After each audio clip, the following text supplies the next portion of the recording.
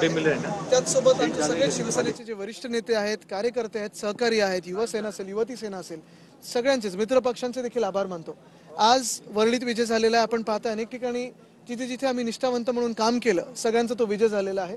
Overall महाराष्ट्राचा विजय जो आहे, आपण पाहताय जिथे जिथे आम्ही जिंकलोय, सर्वांचेच मी आभार मानतो। पण एकंदर जे निकाल आलेत ते जसं आम्हाला किंवा तुम्हाला देखील वाटत होतं, जमिनीवर ऑन ग्राउंड वाटत होतं, तसे जसे अपेक्षित होते तसे नाही आहेत। पण त्या सगळ्या ह्याच्यावर बोलायला मला वाटतं उद्धव साहेब लवकरच प्रेसची भेट घेणार आहेत।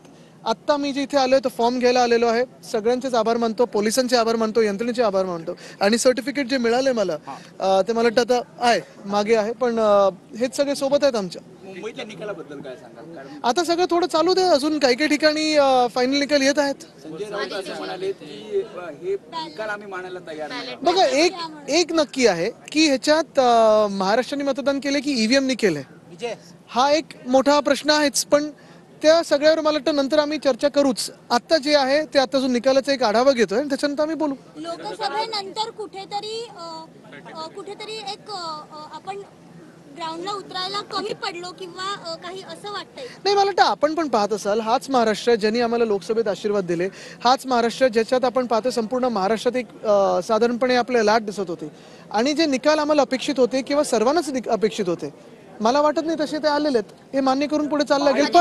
पण ह्याच्यात प्रचार कोणी नक्की केला, ईव्हीएमने किती केला प्रचार, हे पण आपण बघायला पाहिजे।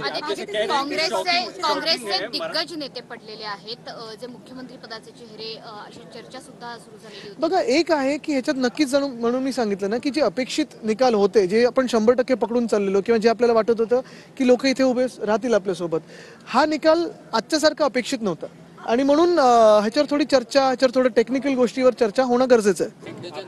हिंदी में पूछना चाहते हैं, आज के नतीजों पर क्या कहेंगे और कांग्रेचुलेशन। Thank you. लोकसभा चुनाव में आपने अच्छा खासा परफॉर्मेंस किया था, विधानसभा चुनाव में क्या चूक रह गई? फिर जीतेंगे।